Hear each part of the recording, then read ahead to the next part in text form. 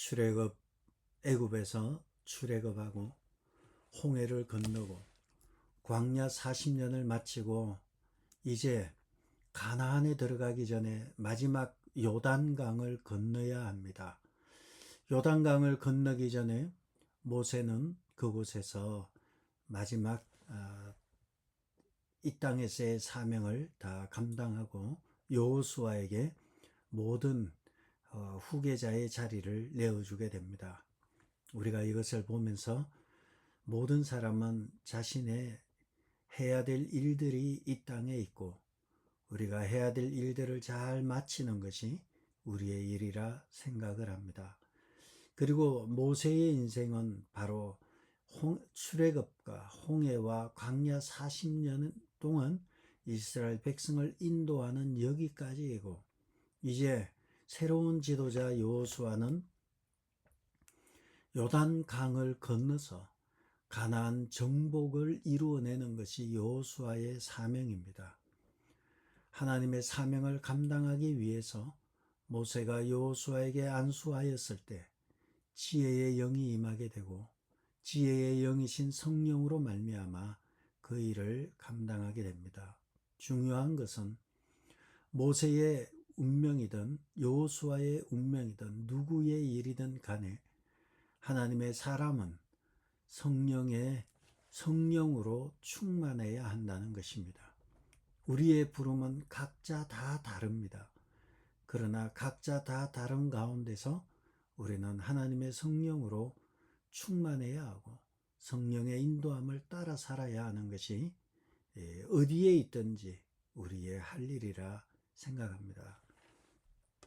이스라엘 백성은 30일 동안의 애도의 모세가 죽은 후 30일 동안의 애도의 시간을 가진 후 그리고 이제 가나안 정복을 위해서 정탐꾼을 보내게 됩니다. 여리고성 가나안 요단강을 건너서 첫 번째 큰 성읍이 여리고성이었습니다. 그 여리고성으로 2명의 정탐꾼을 보냈고 그들이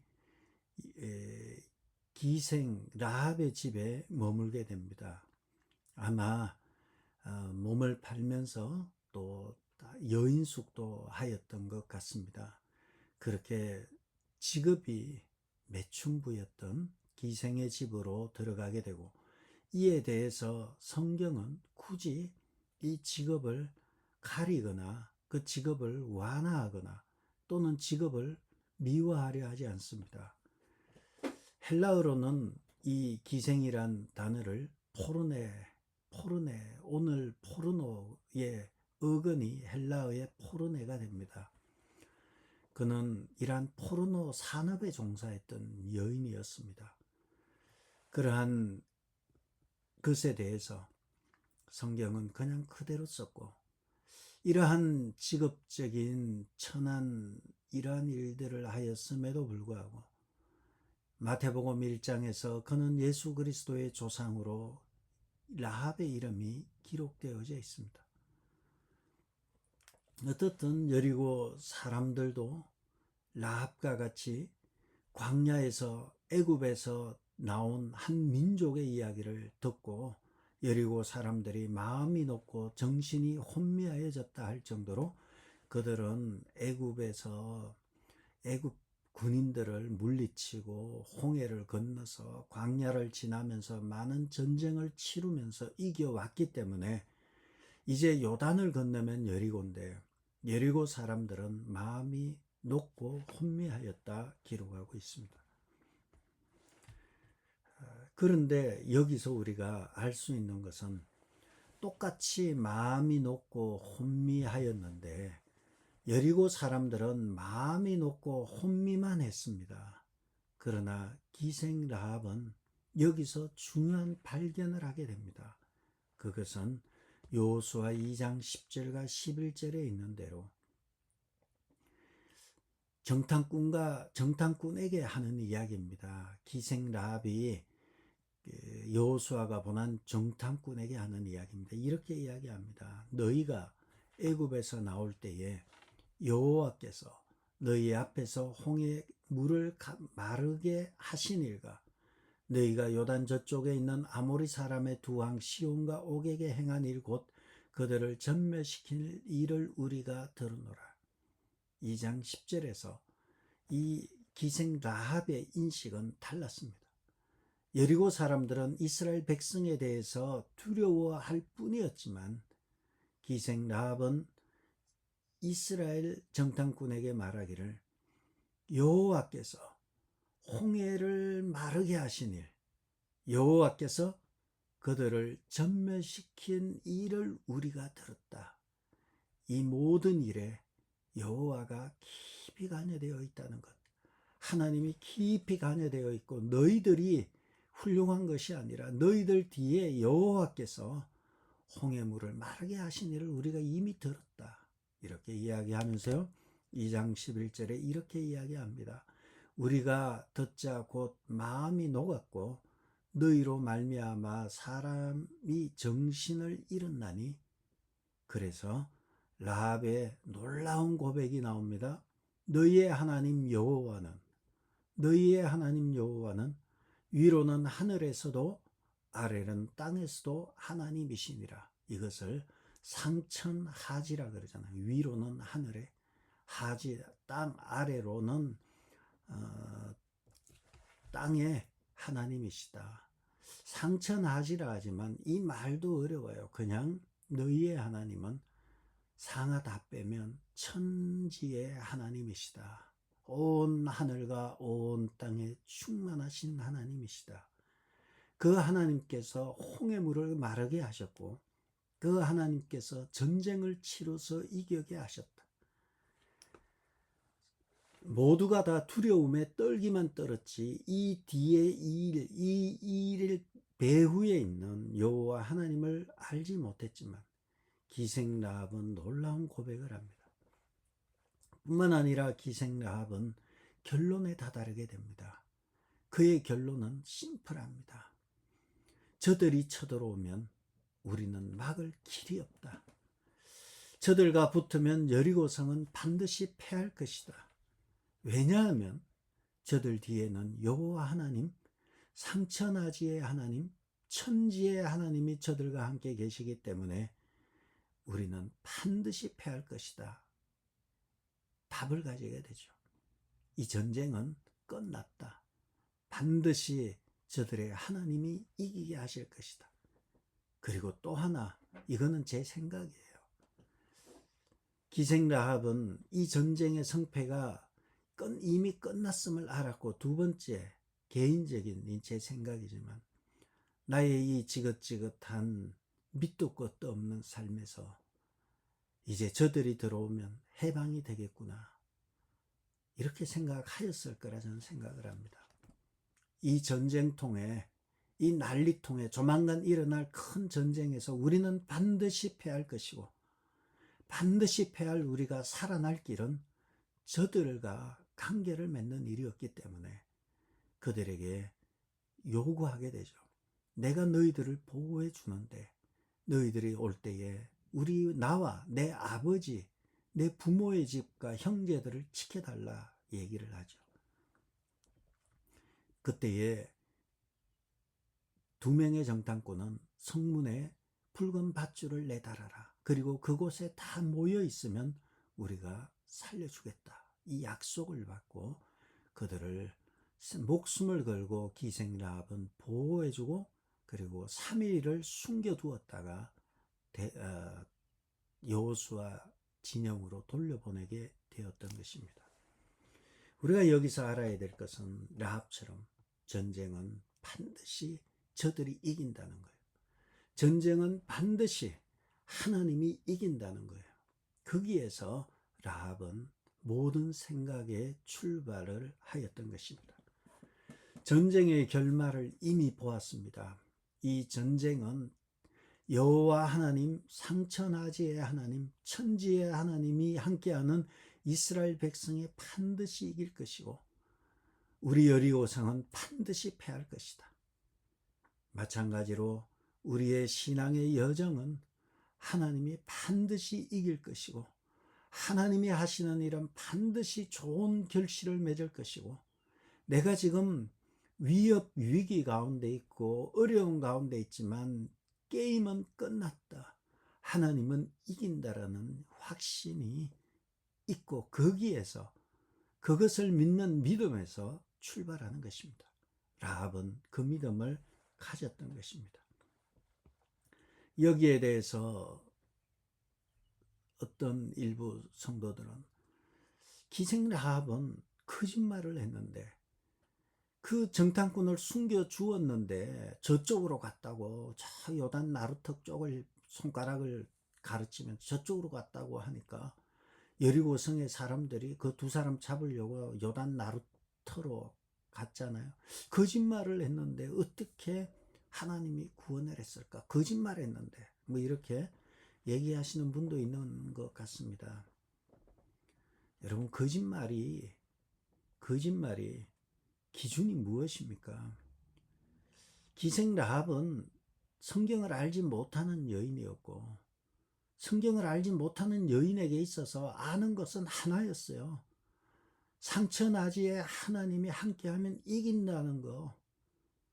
텍스트인 바이블이 없었던 시기에 그가 아는 것은 하나님은 온 하늘과 온 땅의 하나님이시고 그가 이긴다는 거였고, 그러나 그의 삶은 매춘의 삶이었고 그의 삶은 거짓말과 돈의 웃음을 팔고 위선과 이것이 일상이 된 삶이었어요.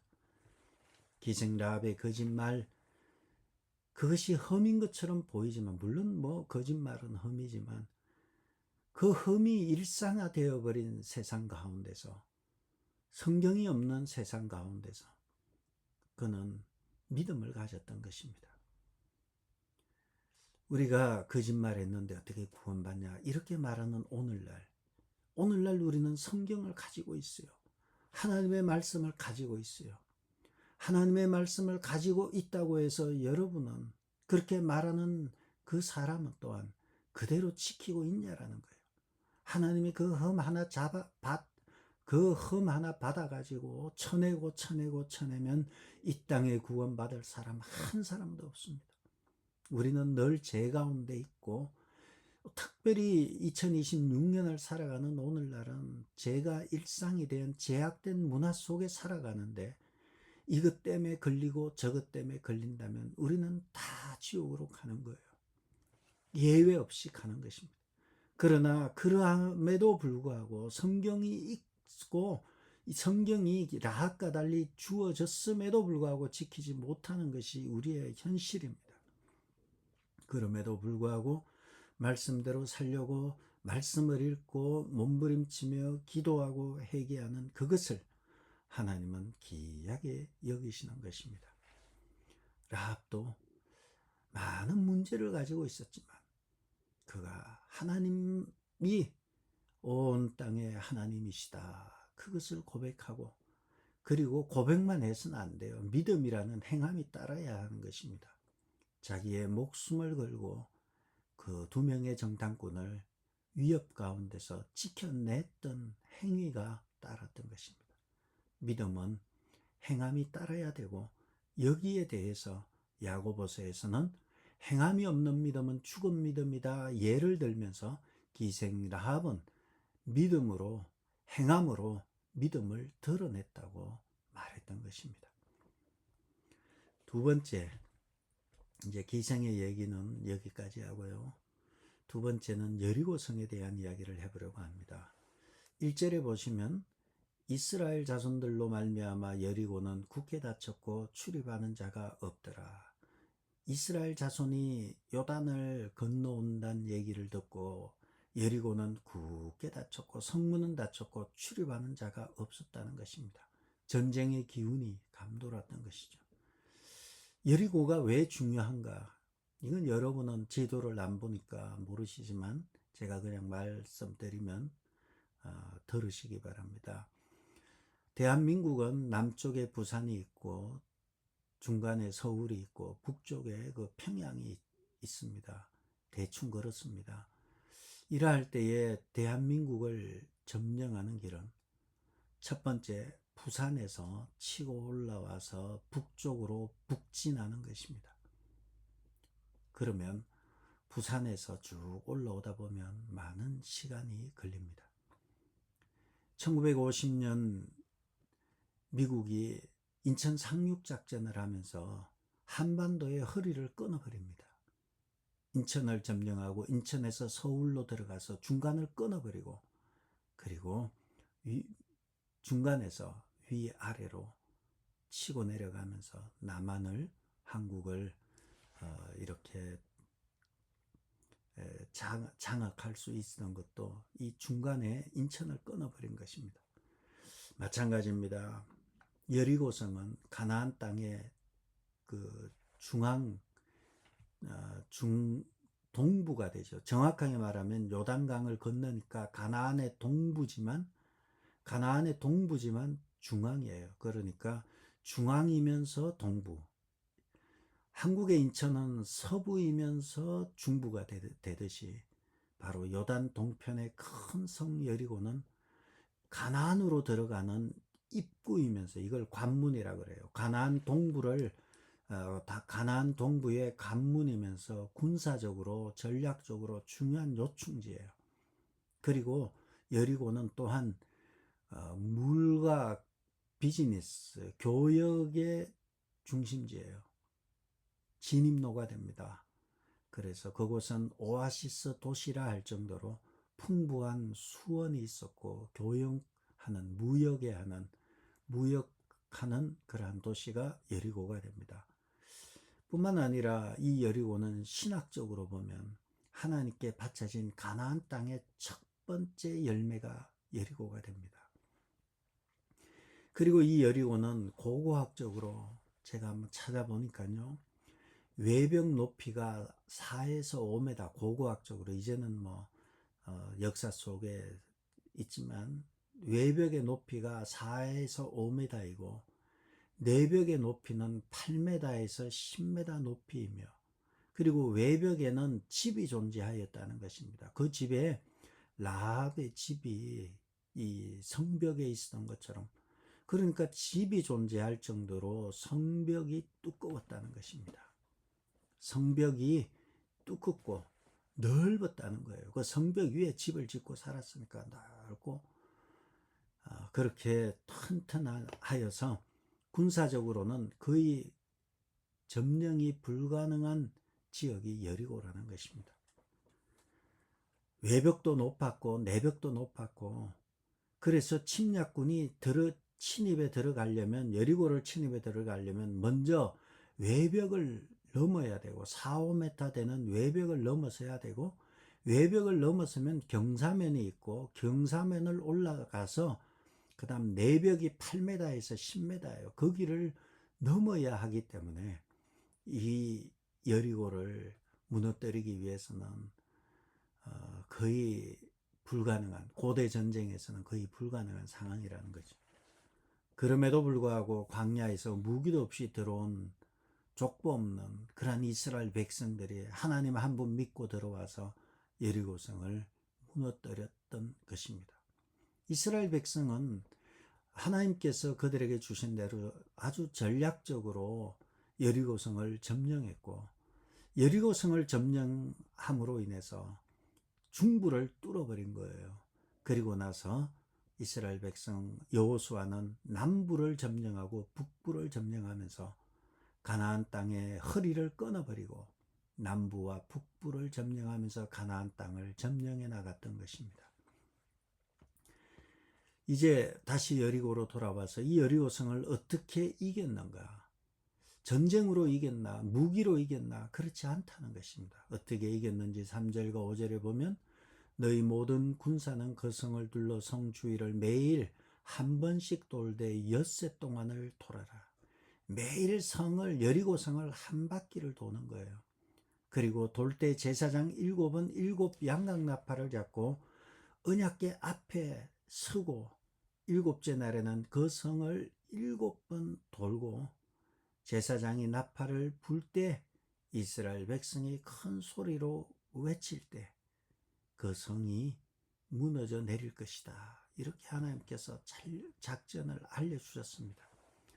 매일마다 성을 7번 매일마다 성을 한 번씩 돌다가 마지막 날에는 성을 7번을 도는 거예요. 그리고 큰 소리로 나팔을 불 때 큰 소리로 외칠 때에 성이 무너질 것이다.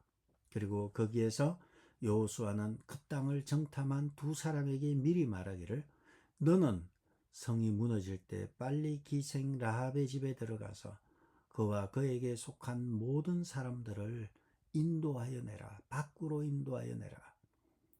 그리고 그들을 밖으로 안전하게 인도한 후에 여리고성을 불사르고 여리고성의 모든 것을 은금 동철기구는 여호와의 집 곳간에 두고 여리고성은 다 불태워 버렸던 것입니다. 철저한 파멸이 일어났던 것입니다. 그리고 이 파멸은 철저하였기 때문에 여리고성은 완전히 무너져 버리고 앞으로 여호수아는 예언하기를 여리고성을 건축하는 자는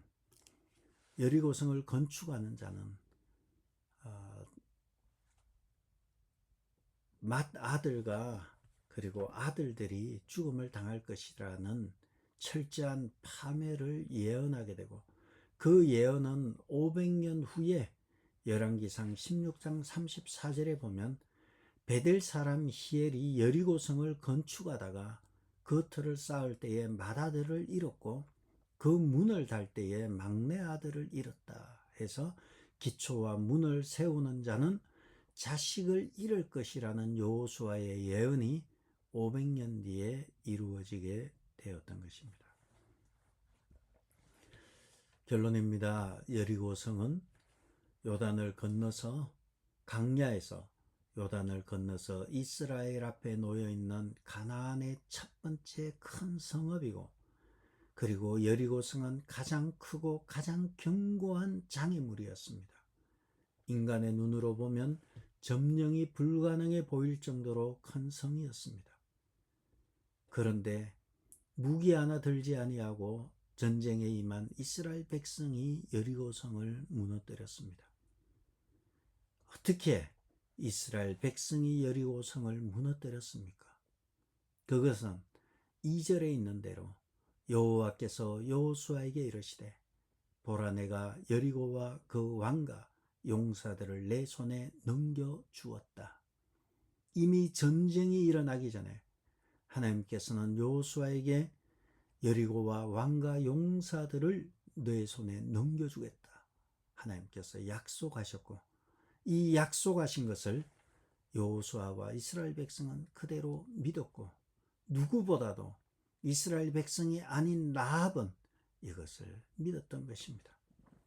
그러므로 이스라엘 백성이 전쟁에서 이긴 것은 전쟁으로 이긴 것이 아니라 믿음으로 이겼던 것입니다. 하나님의 명령에 순종할 때 전쟁의 결과는 이미 끝난 것입니다. 이긴 것으로 정리가 된 것입니다. 우리는 성도는 결과를 계산하기보다 하나님의 말씀을 붙들고 순종하는 것이 승리의 필수적인 요소입니다. 하나님께서는 종종 우리에게도 승리를 약속을 하시고 우리에게 순종을 요구하십니다. 우리는 결과를 보고 믿으려 하지 말고 하나님의 말씀을 믿고 우리는 문제 앞에서 복잡하게 생각하지 마시고 문제 앞에서 하나님은 내 편이시고 나는 하나님 안에 거하고 하나님은 나를 위해서 함께 하신다. 임마누엘의 하나님을 신뢰하는 것이 가장 확실한 전쟁의 승리의 비결입니다.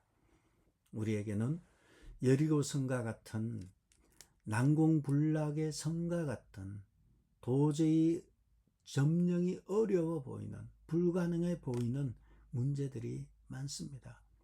가정의 문제와 자녀의 문제와 건강의 문제와 미래에 대한 두려움들. 그러나 우리의 승리는 이러한 환경에 달려 있는 것이 아니라 하나님의 약속에 달려 있습니다.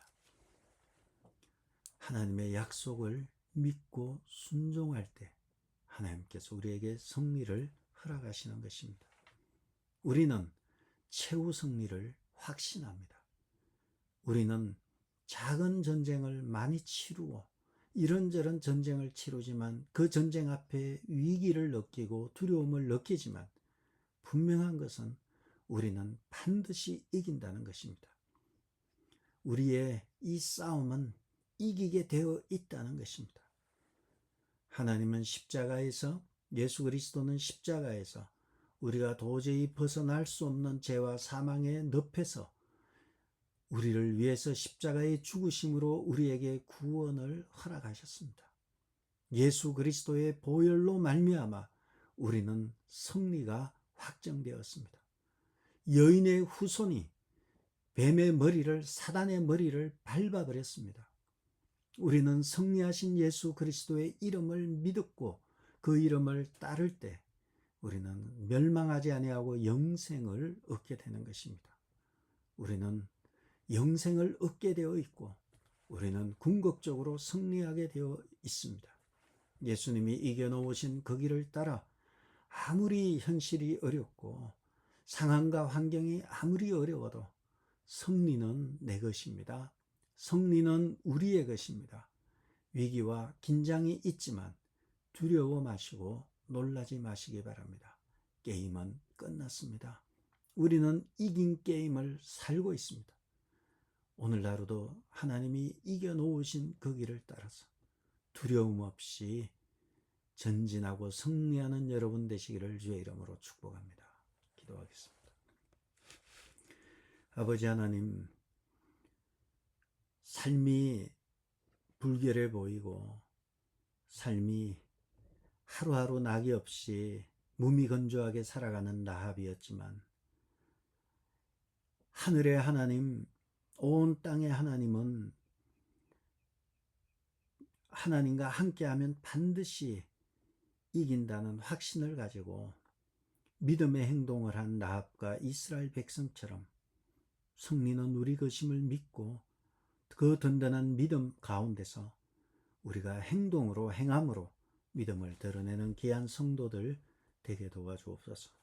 오늘 하루도 주님의 품 안에 승리하는 복된 하루 되게 하여 주옵소서. 예수님의 이름으로 기도드렸습니다. 아멘.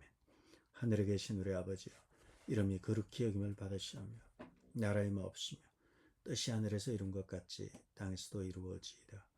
오늘 우리에게 일용할 양식을 주옵시고 우리가 우리에게 죄지은 자를 사하여 준 것 같이 우리 죄를 사하여 주옵시고 우리를 시험에 들게 하지 마옵시고 다만 악에서 구하옵소서. 나라와 권세와 영광이 아버지께 영원히 있사옵나이다.